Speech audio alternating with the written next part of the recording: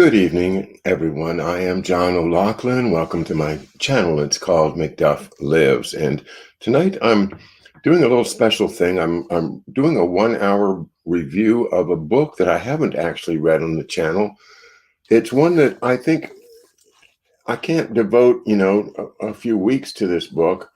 But since I finished with War Against the Weak a little early, I had a free night tonight, and I thought I'd take advantage of this to share what I think is not only it's something that will surprise people, will enlighten people, and will add to our understanding of what's going on right now in America, in our world, in terms of health. What has the American Medical Association done? What has Rockefeller influence on American health done? And what more timely subject than now, while we are still suffering from this pandemic, as they call it? Well, the subject of this book is cancer. And cancer, of course, is part of my story. My father died of cancer, metastasized cancer, I would say, to verify the fact that it was fast and it was the type that would go from one organ to another, which I think is pretty indicative that it may have been a weaponized cancer, a virus, I assume, although they denied there's such a thing. Well, my mother also died of cancer, and she was a lifelong smoker, and she tried to quit it toward the end of her life, and she couldn't quit. Her last year of her life, she had cancer, but she was doing those patch things on your arm where they give you the nicotine in the arm. And anyway, it's a tragic way to die, and it's a tragic way to lose your parents, or even, God forbid, your siblings or your children.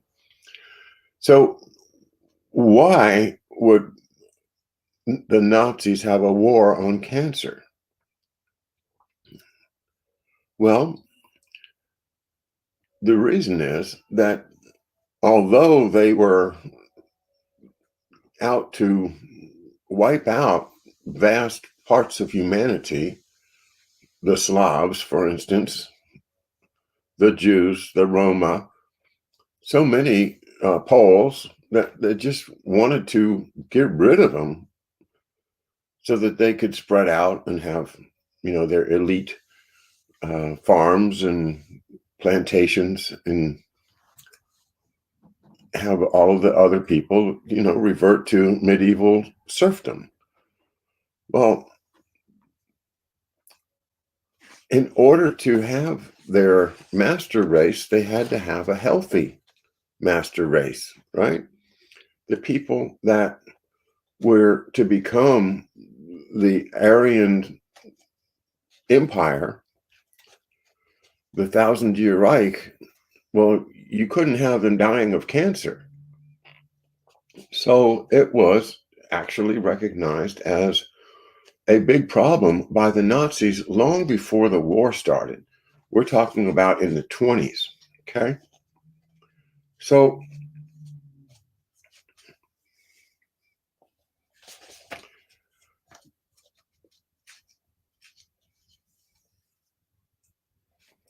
here's a little taste from the prologue.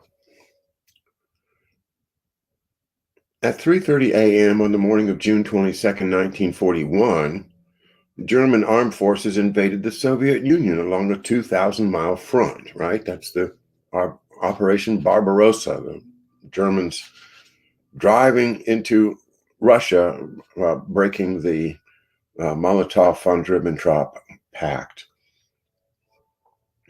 Well, Goebbels was there, and they had a conversation. What did they talk about? Only hours before the beginning of the operation designed to reduce Slavs to slaves, and to acquire Lebensraum for Germans in the depopulated East. Goebbels' diary reveals that the two men worked on Hitler's speech.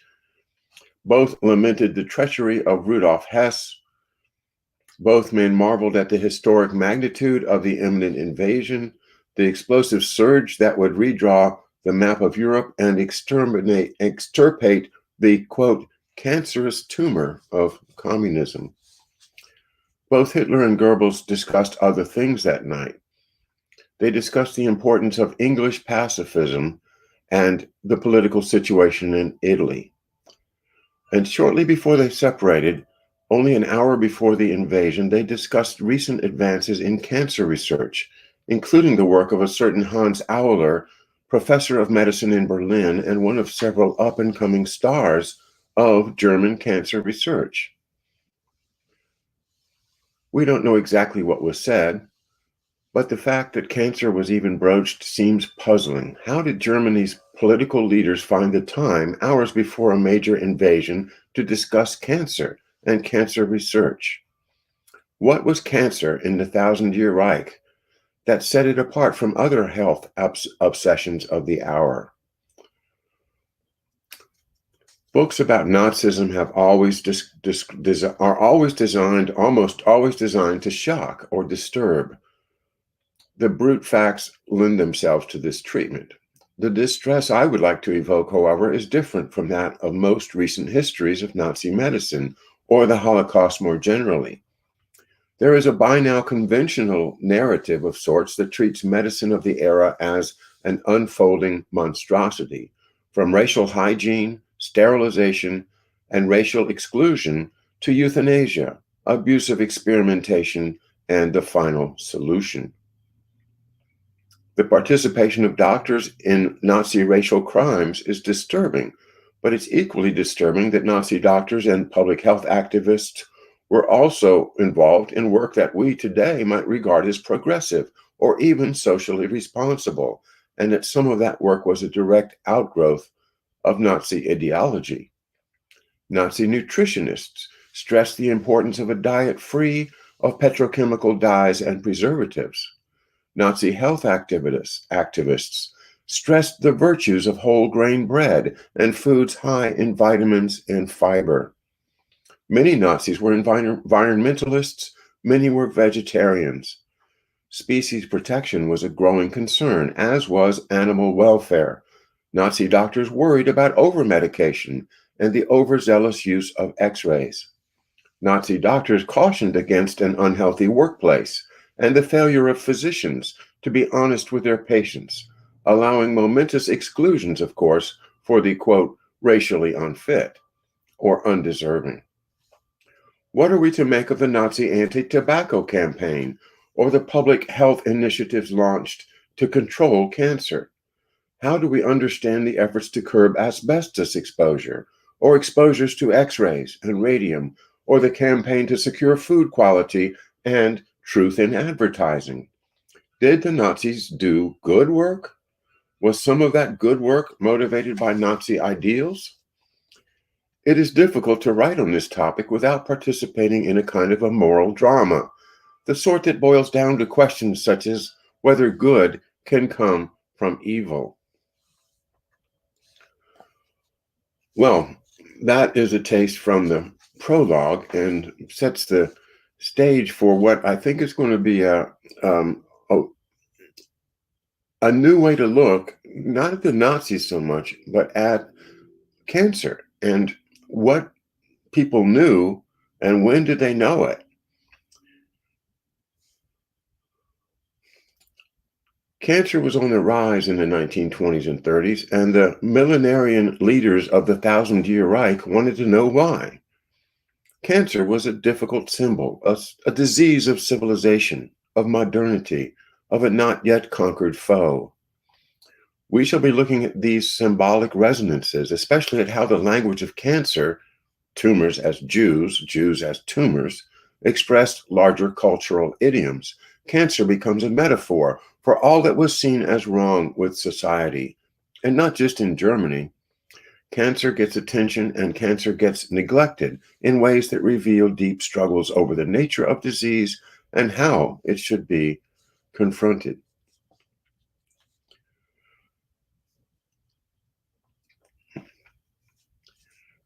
German cancer theorists recognized that few cancers are heritable in any simple sense, and that many, and perhaps even most, are caused by external irritations like tar, soot, asbestos fibers, and tobacco smoke. Radiation was particularly feared as a source of malignancy, and at the same time that monuments were made to martyrs to radiation, lists of women and girls exposed to radiation to induce abortion, for example, were drawn up to identify carriers of genetic damage.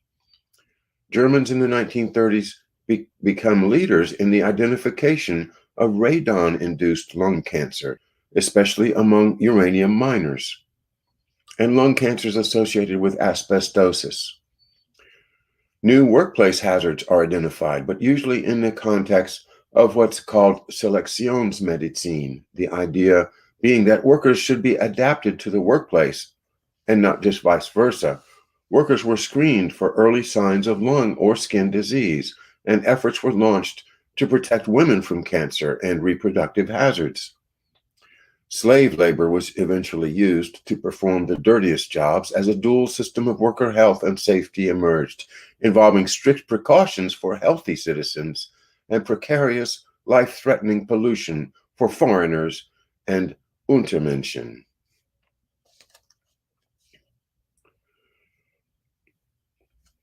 Tobacco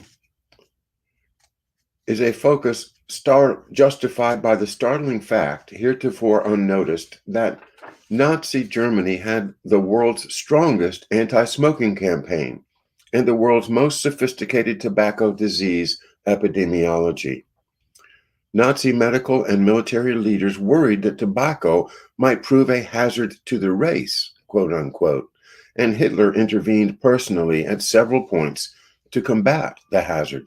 Anti-tobacco activists pointed to the fact that while Churchill, Stalin, and Roosevelt were all fond of tobacco, the three major fascist leaders of Europe, Hitler, Mussolini, and Franco, were all non-smokers. Hitler was the most adamant of the lot, characterizing tobacco as the wrath of the red man against the white man, vengeance for having been given hard liquor. The Fuhrer even suggested that Nazism might never have triumphed in Germany had he not given up smoking. German epidemiologists, meanwhile, managed to prove securely and for the first time anywhere that smoking was the major cause of lung cancer. This, along with its subsequent neglect by chroniclers of medical history, is surely one of the most astonishing aspects of the Nazi war on cancer.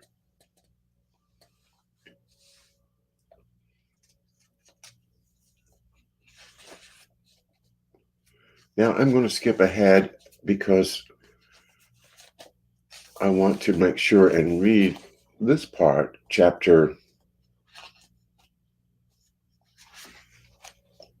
3, Genetic and Racial Theories. Biological determinism was one of the pillars of Nazi ideology, and I'm on chapter 3 on page 58. Nazi philosophers argued that biology is destiny and that diseases as diverse as diabetes and divorce are generally anchored. The Nazi imagination ran wild in this territory, claiming racial, genetic, or, quote, constitutional predispositions for every conceivable human talent and disability. And this will resonate with you if you heard me reading from The Guarded Gate and also from The War Against the Weak, where the crazy eugenicists have decided that talent is heritable as well as disease.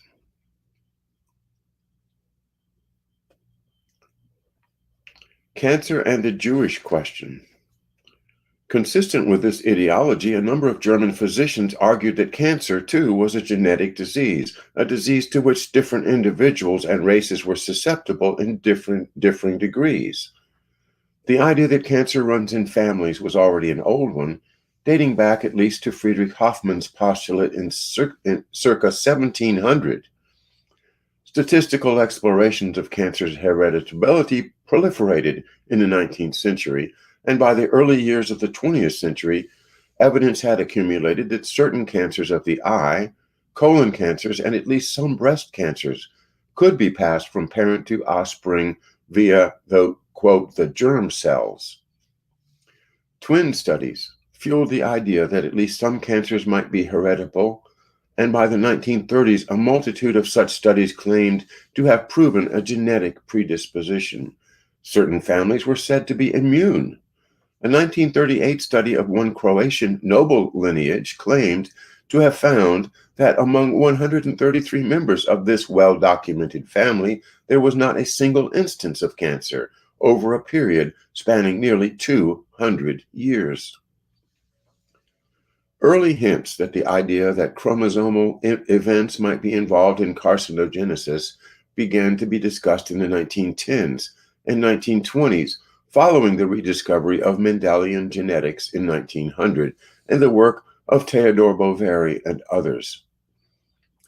Fritz Lenz, the Munich-based racial hygienist, suggested in 1921 that cancers must arise from the mutation of somatic cell tissues by external agents, X-rays, and alcohol, for instance. But the most important advocate of the mutation theory was a young Heidelberg surgeon by the name of Karl Heinrich Bauer, a man whose career reveals the forgotten but formative role played by eugenics in the progress of certain sciences. There, just to emphasize how this issue of can good be done by doing evil is probably the great theme of civilization. It's the Faustian bargain, right?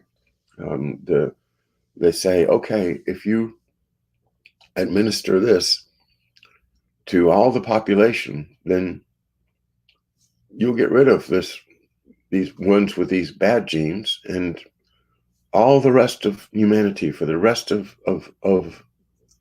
eternity will be rid of those bad genes. So you've done a good thing by committing genocide.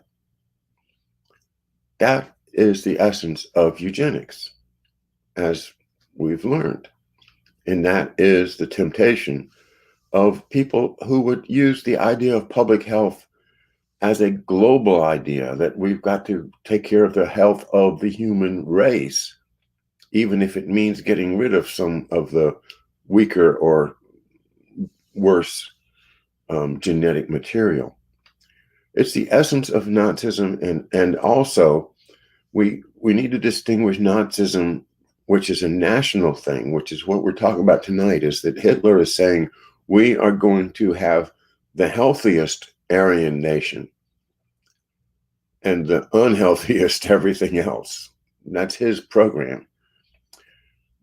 Now, imposing what's called the Gleichanstaltung, the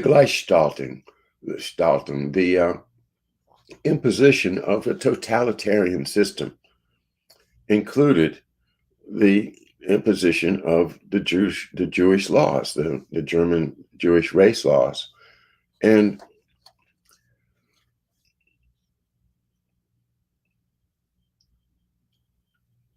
putting that together, you see there's a great tendency for so-called scientists to find something wrong with Jewish genetics that would tend to give them more cancer.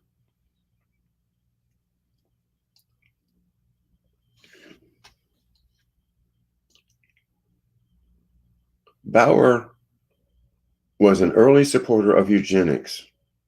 His 1926 book on racial hygiene called for sterilization of inferior stocks and marital bans, while opposing, quote, the craziness of certain racial fanatics who proposed the wholesale elimination of, quote, lives unworthy of living, unquote.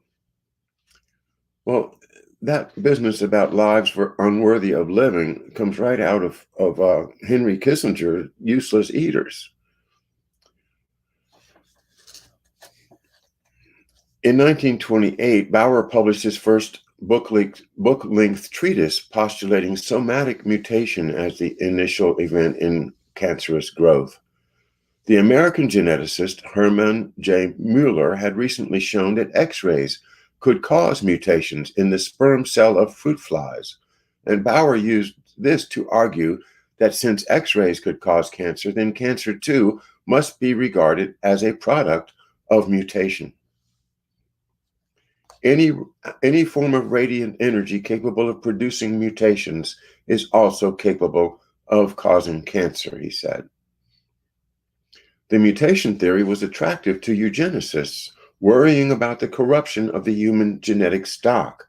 Some of these concerns sound plausible or even prescient to us today, worries about X-rays and tobacco, for example.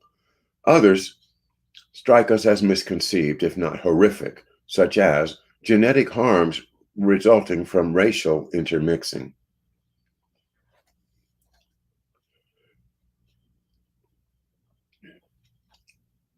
Differences in cancer rates among white and Black Americans were already well known, the most common view being that Blacks were more resistant, quote unquote.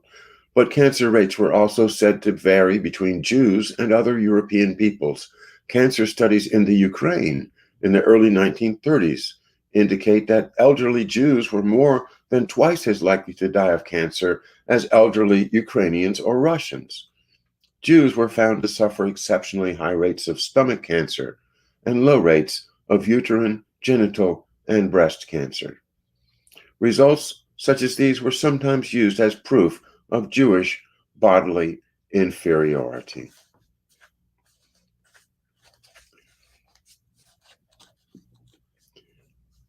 Hints of racial propensities also came from laboratory studies, which had already shown by the 1920s that strains of mice could be bred that were more or less receptive to the uptake of cancer tissue transplants, or more or less vulnerable to the agency of carcinogens.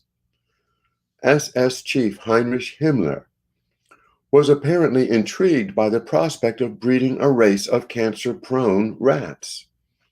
In a 1939 meeting with Zygmunt Rascher, the notorious Dachau hypothermia experimenter, we talked about the hypothermia last night, or the night before, I guess it was, in War Against the Weak, hypothermia experimenting, throwing people into cold ice baths and seeing how long they survive. That kind of experiment.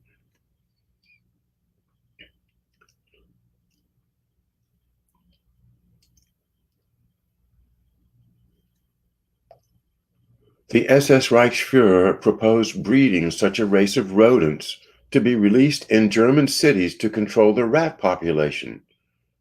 It is not yet clear how far such far-fetched plans were ever carried out. Now, think about that in terms of Dr. Mary's Monkey, the book by Ed Haslam that we've explored so thoroughly. And what was he studying but the use of mice to do gain-of-function research and make their tumors more deadly and more quickly growing, metastasizing, in other words, which I think is also leading to weaponizing. So here you have Heinrich Himmler himself proposing growing a race of cancer-prone rats in 1939. What we know about the rat lines, what we know about the transfer of the Nazi medical experiments into America now, as a result of all the work we've done reading these books and studying the history, indicates to me, and it's my opinion, that this Nazi effort is reflected directly in David Ferry's mice. And these are not, coincidences.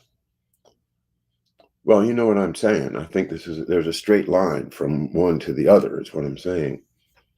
And no, it's more evidence that the Nazi regime didn't die. It just went underground.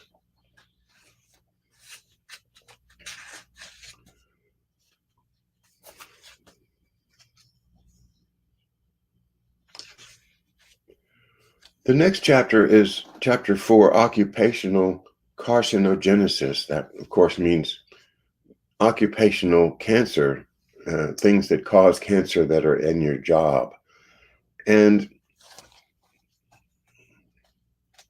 let's see, there was one more quote I wanted to give you first.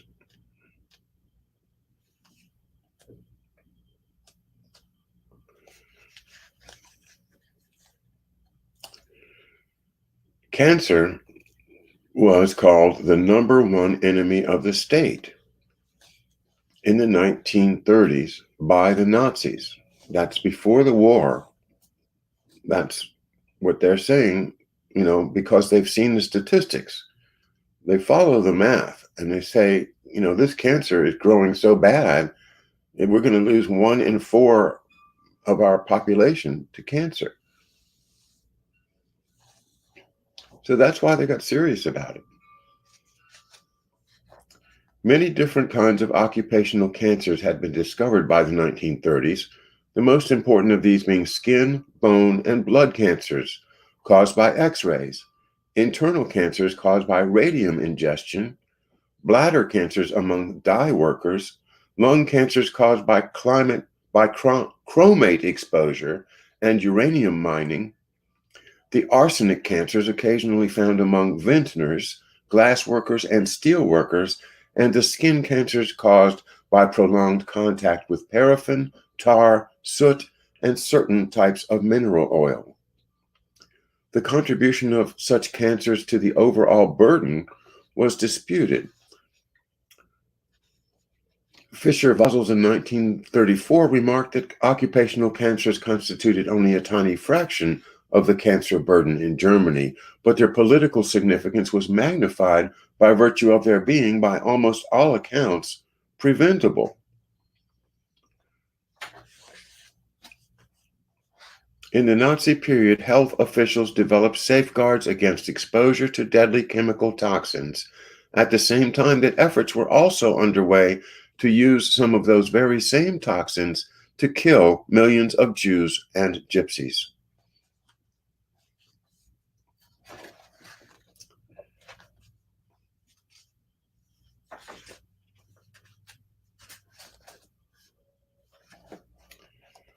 Well, there's so much to this book that I'd like to read, but once again, I want to just move forward.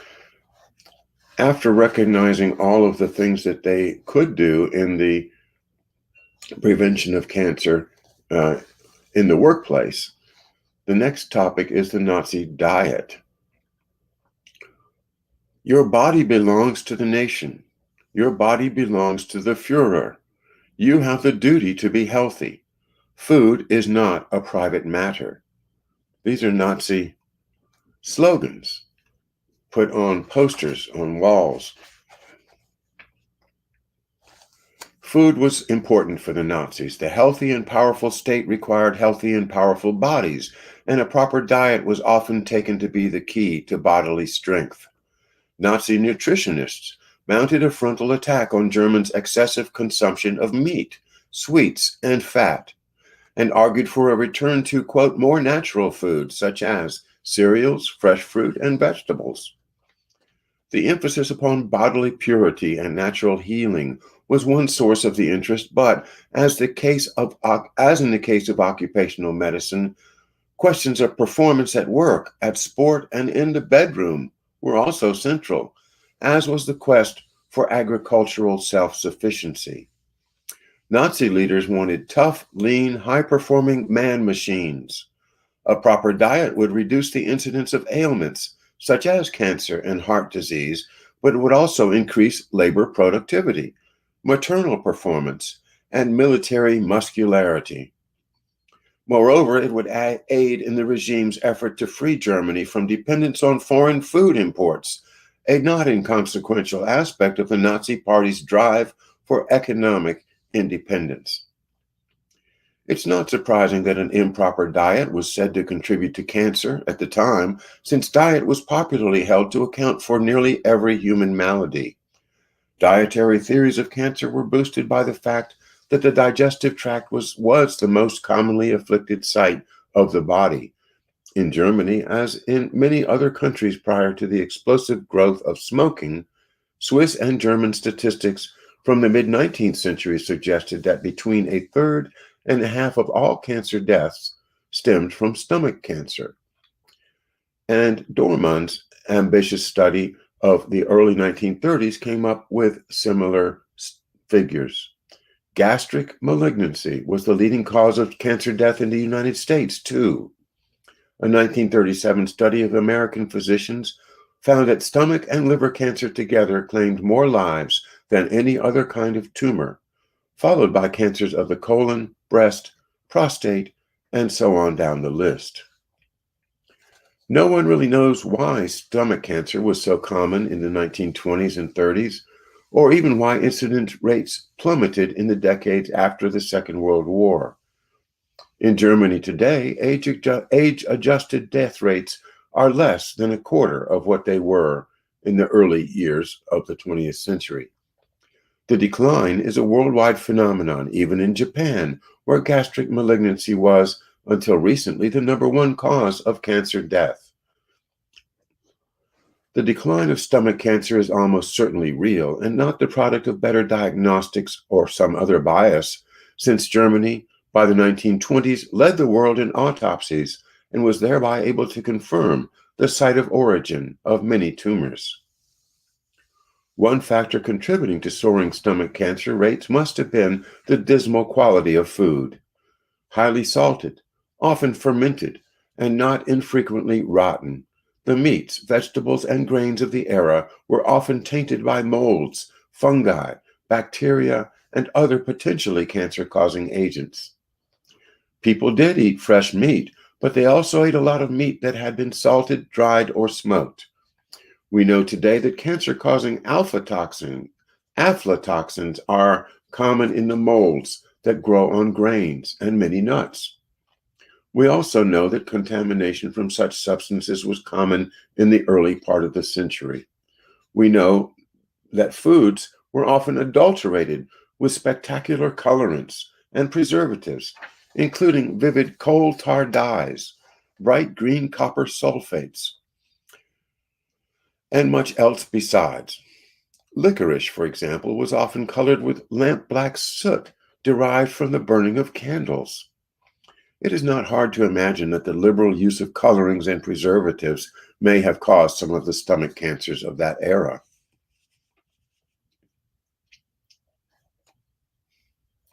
It should not be forgotten, of course, that Germany's physician Führers were less concerned about the health of individuals than about the vigor of the race. The so-called folk community, Volksgemeinschaft. Nazi food policies were supposed to prevent disease, but they were also supposed to elevate the fitness of Germans in other respects as well. Understanding this helps us grasp the Nazi fascination with performance-enhancing foods and drugs, such as caffeine and various synthetic uppers. Research into such drugs culminates in the war years, when steps were taken to maximize human performance on both the military and the factory floor. Efforts were also launched to engineer new dietary substitutes, especially for foods made scarce as a result of the war. All of these concerns, proximity to nature, work performance, and cheap ersatz foodstuffs were at play in the Nazi food reforms.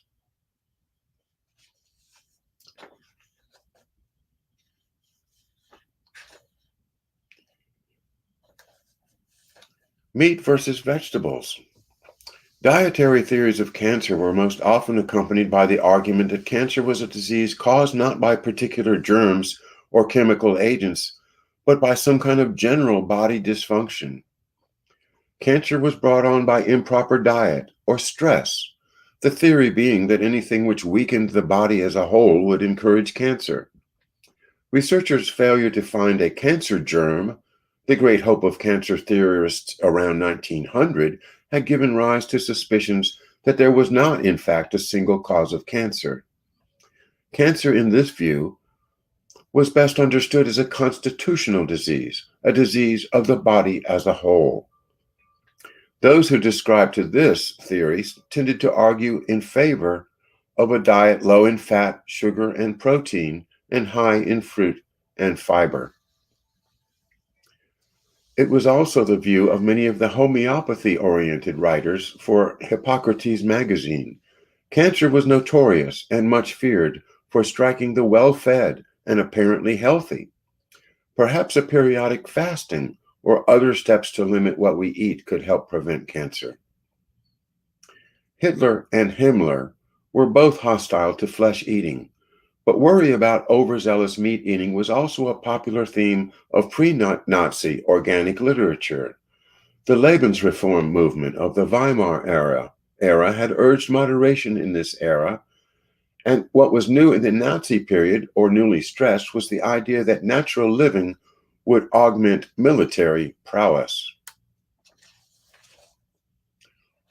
Well, it goes on to praise the vegetarian and fruit and grain diet and to talk about how important it is to avoid sugar. The campaign against alcohol is the next topic on page 141. Alcoholic overindulgence was a frequent target of the Nazi push for a more natural way of living. As in the United States, the organized temperance movement dated from the 19th century. A German anti-alcoholism association had been founded in 1883. The movement was never as strong as its counterpart in the United States, where federally mandated prohibition ruled from 1919 until 1933, but the German movement was not inconsequential. Support for temperance and/or abstinence came from across the political spectrum. In Austria, the leading abstinence organization was the Workers' Abstinence League, a socialist body, better organized even than the Austrian Social Democratic Party itself. Alcoholic temperance was embraced by the nature-living Wandervogel movement, by the Catholic student fraternities, and by the Protestant churches. Hitler, about this time, forecast that students of the future would not be judged by their capacity for beer, but by their capacity to remain sober. After 1933, the possibility of harm to the German germplasm was used to justify the decision to sterilize chronic alcoholics in accordance with the sterilization law. Germans also spent a lot of time worrying about what today is known as fetal alcohol syndrome, and the suggestion has been made that some of the offspring of the Jukes family of eugenics notoriety may have been victims of this syndrome.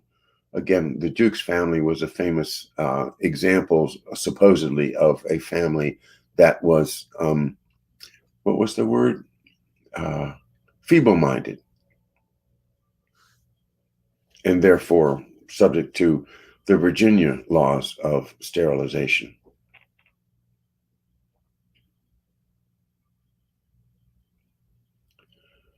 Historian Brian Katcher has pointed out that cirrhosis of the liver, cardiomyopathy, fetal injuries, and esophageal cancer were all well-known effects of alcohol at the turn of the century and were later forgotten. The idea that alcohol might be a cancer cause dates back at least to the 19th century, when tumors began to figure in the list of harms flowing from the demon liquor. Work involving the sale of alcohol, especially bartending, became one of the two most cited occupational causes of cancer, the other being work with tar, paraffin, or oil. Heinrich Himmler claimed that alcohol was the most treacherous poison humans ever faced, a greater cause of human failure than any other.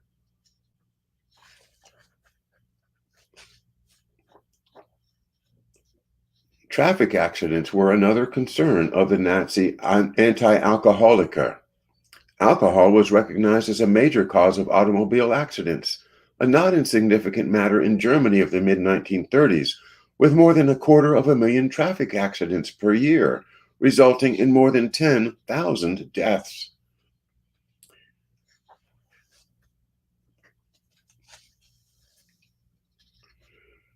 Programs were also initiated to dissuade children from drinking. The 1933 ban on alcohol advertising directed at children was strengthened in 1936, at which time a certification system was also put into place to indicate whether certain drinks were suitable for children. Non-alcoholic fruit ciders, for example, had an official stamp of approval printed on their labels. Coca-Cola, by contrast, was declared unsuitable for children. Now, what if we had a law that said Coca-Cola was unsuitable for children? I think it might have a tremendous effect on the health of our population. So this, I think, makes my point that the German Nazi diet, getting rid of adulterated coloring factors and flavor enhancers and things like that, and trying to get the most fresh and organic food that you can, was well known to the Germans and was the core of them producing that healthy Aryan nation that they sought to produce. Chapter 6, the campaign against tobacco. Did you know that the Germans had a campaign against tobacco? So many excellent men have been lost to tobacco poisoning, quote unquote, from Adolf Hitler, 1942. Historians of science tend to treat the 1950s as a kind of Stunde Null, or 0 hour, of tobacco health research, especially when it comes to the question of when a lung cancer hazard was first recognized. In a recent review of Richard Kluger's Ashes to Ashes, for example, Daniel Kelvis remarked that the danger of smoking to health, quote, rested on little more than anecdotal evidence coupled with moral censure until 1950, when studies appeared in the United States and England that strongly incriminated cigarettes as a cause of lung cancer. Was it, though, the Americans and British who first proved the lung cancer link? The startling truth is that it was actually in Nazi Germany that the link was originally established. German tobacco epidemiology was, in fact, for a time, the most advanced in the world, as were many other aspects of the anti-tobacco effort. Support for tobacco hazards research was strong among the Nazi medical elite. Indeed, it was in Germany in the late 1930s that we first find a broad medical recognition of both the addictive nature of tobacco and the lung cancer hazard of smoking.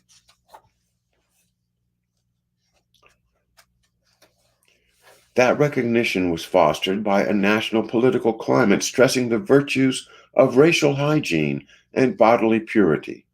Tobacco, in the Nazi view of the world, was a genetic poison, a cause of infertility, cancer, and heart attacks, a drain on national resources, and a threat to public health. The Nazi regime launched an ambitious anti-smoking campaign involving extensive public health education, bans on certain forms of advertising, and restrictions on smoking in many public spaces. The aggressive steps taken in this direction were consistent with the regime's larger emphasis on doctor-directed, quote, health leadership, embracing both preventive health and the primacy of the public good over individual liberties, the so-called duty to be healthy. What may be most disturbing about the Nazi anti-tobacco campaign is the rather uncomfortable light it sheds on the relationship between science and politics at the time. The story is not the familiar one of the suppression of science or the unwilling conformity of science to political ideas. The relation between science and politics was more symbiotic, more supportive. The Nazi war on tobacco shows that what most people would concede to be good science can be pursued in the name of anti-democratic ideals. It is therefore not enough to speak only of the suppression or even survival of science. We have to see how dictatorial ideals worked to inspire and guide the science of politics of the time. Well, I'm not going to try to get into all of that in a short book review, but making the cancer connection was done by the Germans first. And the question then arises, why didn't the Americans and the British listen to the German scientists? Here's a chart I would like to be able to show you, but I'll hold it up for you. Maybe you can see it. It's a chart which shows, and this is in 1942, which shows that smokers were far more likely than non-smokers to suffer from cancer. And this is a German chart that was created based on their statistical research in 1942. I can see it's not going to,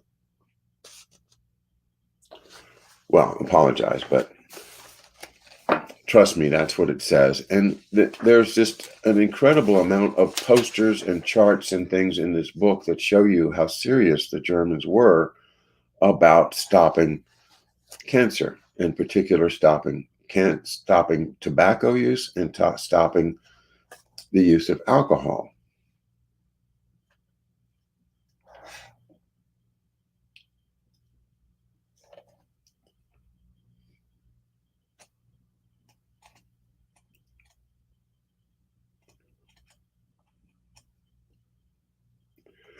There was also in this book noted an analysis of what parts of the tobacco plant are the most carcinogenic. And those are the stalks and the leaves that are generally called trash, or the trash part of the plant. And I looked, and I won't take the time now, but I've looked on Wikipedia before under cigarettes to see what they're made of, and they are made of the stalks and the trash part of the plant, the part that's not the sweetest, best tobacco, but just the part that they would otherwise perhaps throw away, they make cigarettes with. And why is that important? Because the Nazis already told us that that's the most carcinogenic part of the plant. And I start to wonder, well, what is the real intent here? Are they just trying to make money, or are they actually trying to infect people with cancer? And I'm talking about now in this country. Well, let's move on to the last part that I wanted to emphasize about this book. Biowarfare research in disguise. So we mentioned earlier about how Nazis would use their science both to protect their own health, but also as a means to destroy other people's health. And I can't help but think that, as we opine, we offer the opinion here that the Nazi regime survived World War II, went underground, invested in American corporations, became sleeper agents within the CIA and the intelligence agencies, the military, the government, the executive agencies. And now, how hard is it to believe that this whole, our lifetimes of cigarettes being pushed on people has been intentional? After all, they knew.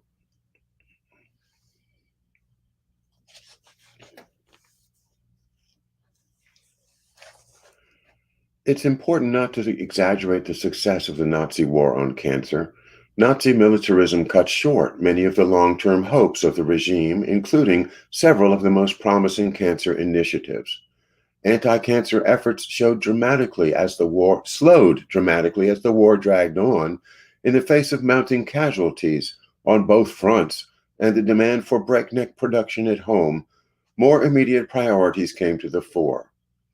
Hans Auler in 1943 complained that plans to conduct mass screening for cervical and uterine cancer had to be scrapped, and many other programs suffered.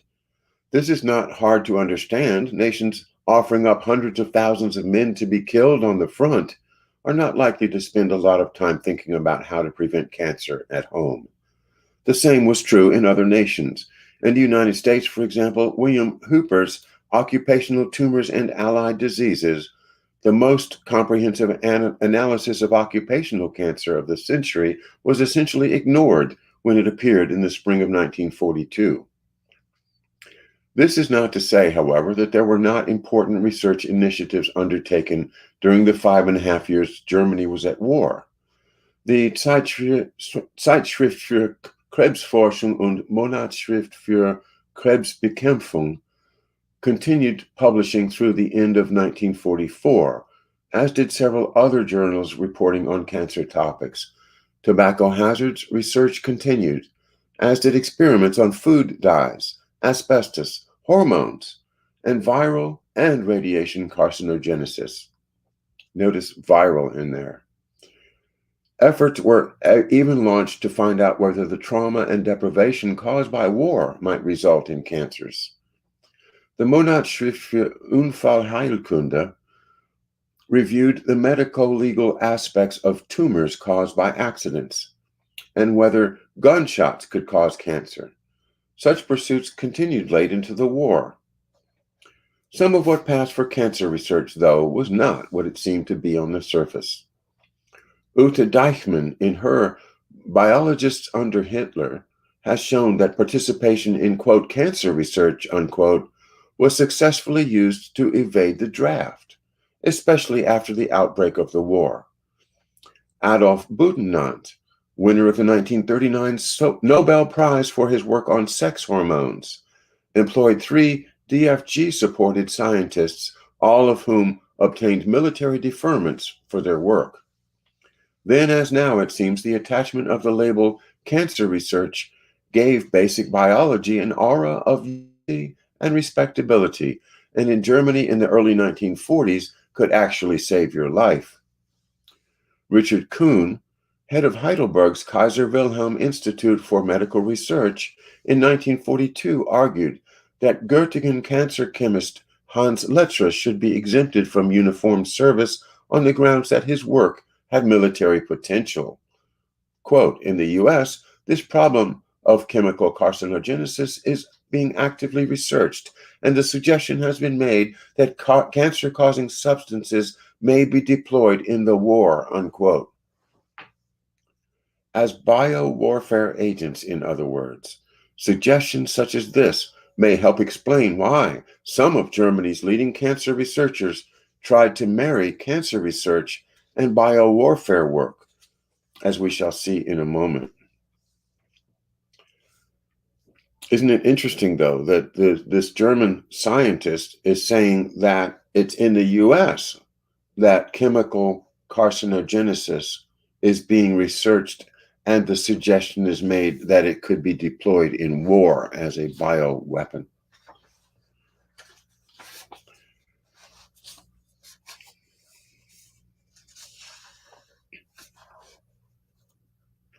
Plans for the establishment of a Reich Institute for Cancer Research began in the early 1940s, primarily through the efforts of Rudolf Menzel, president of the German Research Council, and Kurt Blome, deputy Reich Health leader and plenipotentiary for cancer research, and one of the most powerful men in German medicine.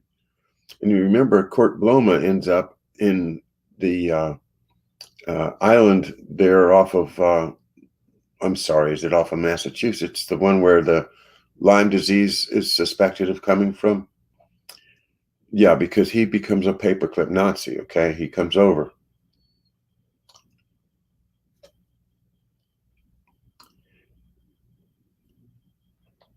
Cancer journals from the 1930s had lamented the absence of a single Reich-wide institute to coordinate German cancer research. Italy had the Milan Institute for Cancer Research, and the United States had its National Cancer Institute. England's Imperial Cancer Research Fund was already 4 decades old. Hopes were high for the Institute. The Institute for Cancer Research was launched with great fanfare. Hermann Goering visited the site while it was under construction, and Heinrich Himmler made several inspections. The Institute boasted several separate divisions for gynecology and physiology and a sizable, quote, tumor farm to raise animals for use in experiments. Hopes were also high for its neighbor and affiliate, the Reich University of Posen, the second jewel in the crown for the Reich, the other being the Reich University of Strasbourg. Hermann Goering University and Adolf Hitler University were two names considered for Posen's new university, although Hitler apparently did not like the idea. A closer look at the cancer research performed, however, reveals a rather suspicious gap between the advertised mission and the actual research conducted. As Friedrich Hansen of Hamburg has shown, the Reich Institute for Cancer Research appears to have been, among other things, a camouflaged operation for the production of biological warfare agents. The evidence for such a claim is persuasive. For one thing, there are extreme security measures taken to protect the facility. The Institute had its own special SS unit to guard the grounds. Karl J. Gross, for example, was an Austrian physician and SS officer with expertise not in cancer, but in tropical medicine. It was Gross who supervised the construction, which included a crematorium and the already mentioned tumor farm, but also, quote, several, quote, animal experimental chambers, unquote, each of which contained a toilet, a wash bin, and a bed, leading, of course, to questions of what kind of, quote, animals, unquote, were envisioned as experimental subjects. In parentheses, Gross had earlier experimented on 1,700 prisoners at Mauthausen, many of whom died in the course of the experiments. The biowarfare hypothesis is further bolstered by the fact that several of the Institute's personnel, notably Kurt Blome, who directed the Nazi biowarfare effort beginning in 1943, ended up working for American military authorities after the war as part of the secret Project Paperclip initiated to exploit Nazi scientific, quote-unquote, talent. Blome admitted to post-war American interrogators that Hitler had ordered him to conduct plague vaccine experiments on camp inmates in 1943. He also confessed to having volunteered the Nesselstedt facility as an appropriate site for such tests.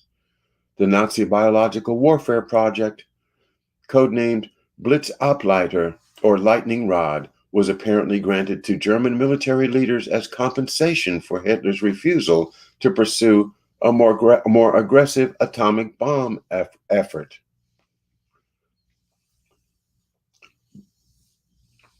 Blome fled to the valley with his bacterial cultures in January 1945, apparently hoping to develop a biological Wunderwaffe, wonder weapon, that might allow his countrymen to snatch victory from the jaws of defeat. Funding for the relocated institute was substantial, 300,000 Reichsmarks in 1944.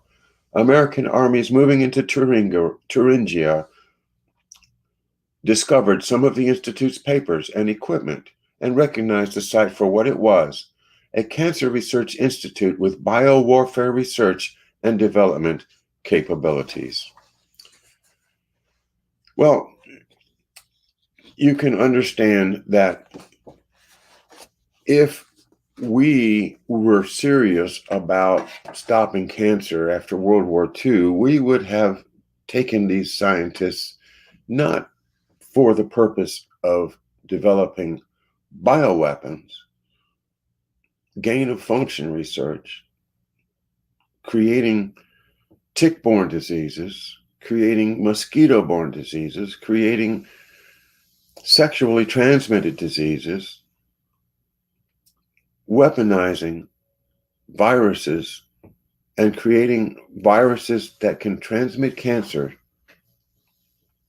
Instead of doing that, if we had studied what the Nazi doctors did for their own people to prevent cancer, then America and the world would be a much healthier place. We probably could have defeated cancer by now if we were following the German guidelines from the 30s. It stands to reason. That's why I think this book is important, because it proves that what's been going on in our lifetimes in this country has not been for we the people. It's been for the agendas of certain elites, the ones that created Nazism, the ones that created our disastrous Federal Reserve System, the ones that run our intelligence services from behind the scenes.